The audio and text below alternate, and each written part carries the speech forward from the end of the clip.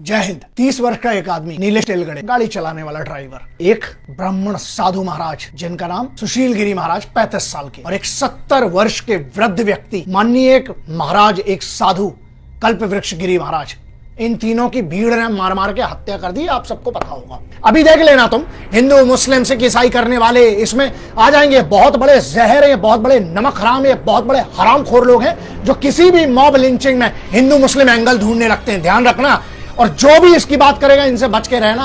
अभी मैटर ये सब का नहीं है।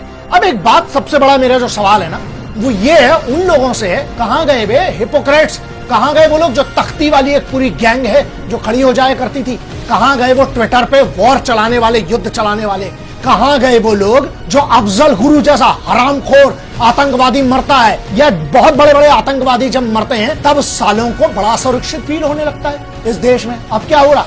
जब दो संत और एक वो रोज कमा के खाने वाला, इकलौता घर का कमाने वाला वो लड़का था नीलेश ड्राइवर, जब वो मरा, अब क्या हुआ? अब असुरक्षित फील नहीं हो रहा तुम लोगों को? क्या हुआ? बड़े वरना ट्विटर पे तो जंग छिड़ गई होती, ये ट्रेंडिंग वो ट्रेंडिंग। लेकिन अब क्या हो गया? बहुत सारे लोगों ने कहा कि भीड़ की कोई शक्ल नहीं होती है, इनका कोई चेहरा नहीं होता, इसलिए हर बार बच जाते हैं। लेकिन ध्यान रखना, इस बार इस भीड़ की शक्ल होना बहुत जरूरी है। कल को भीड़ किसके बच्चे को मारेगी, किस बूढ़े को मारेगी? वो एक संत बेचारा, एक संत व्यक्ति यार, जो कुछ नहीं कर रहा था। 110 लोगों को अरेस्ट किया गया, गिरफ्तार, जिसमें से 9 लौंडे हैं ना, जिनको अब जुवेनाइल के लिए बहुत सारे एनजीओ खड़े हो जाएंगे, ये हो जाएंगे। कहां गए मानवाधिकार वाले, वो वाले लोग जो आतंकवादी का मानवाधिकार देखने लगते हैं? कहां गए वो लोग? बिल्कुल 3 बजे रात को सुप्रीम कोर्ट को खुलवाने के लिए खड़े हो जाते हैं। अब क्या हो गया? अब नहीं होगा, अब बिल्कुल शांत हो जाएंगे और गायब हो जाएंगे। पुलिस ने केस दर्ज कर दिया है, 110 लोगों को गिरफ्तार किया और उनकी रिमांड है 30 अप्रैल तक के लिए। पता है, अभी इनको समझ में नहीं आ रहा है, लेकिन इसका सॉल्यूशन होना पड़ेगा।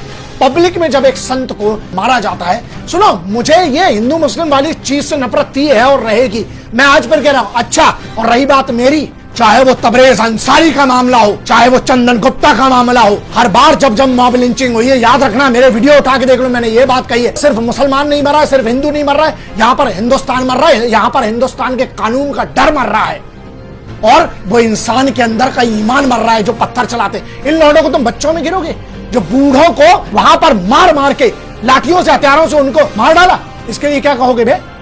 इसके लिए क्या इसको भी तुम धर्म का एंगल देना चाहते हो? इसको भी हिंदू मुस्लिम में बांटोगे? तो FIR रजिस्टर की गई, जितनी इंफॉर्मेशन लिमिटेड है मेरे पास, लेकिन जितनी है उसके हिसाब से ये है, बहुत क्लियर है। 6 सेक्शन लगे हैं इंडियन पीनल कोड, भारतीय दंड संहिता के हिसाब से। सेक्शन 302, सेक्शन 148, सेक्शन 149, इसके अलावा 120B, सेक्शन 427, ये 6 धाराएं लगी है इन लोगों के ऊपर। कानून की कमी नहीं है, कानून सही है, कानून मॉब लिंचिंग के खिलाफ बहुत तगड़ा है, लेकिन उसको इंप्लीमेंट करना पड़ेगा। CID को इसको हैंडओवर कर दिया गया है। 2 सब इंस्पेक्टर थे, वो इसमें सस्पेंड हो चुके हैं। धारा नंबर 34 क्लियरली है, जहां पर कॉमन इंटेंशन होती है, चाहे भीड़ के जितने भी लोग थे उनकी एक इंटेंशन क्लियर थी, इन साधुओं को मारना। जब तक ऐसे हरामखोरों को, जब तक ऐसे लोगों को जो कानून को कुछ नहीं समझते हैं, जब तक कानून का डर पैदा नहीं होगा, ऐसी होती रहेंगी दुर्घटनाएं। इसलिए ध्यान रखना ये बात। तो क्यों कानून अपनी ताकत दिखा के इन हरामखोरों को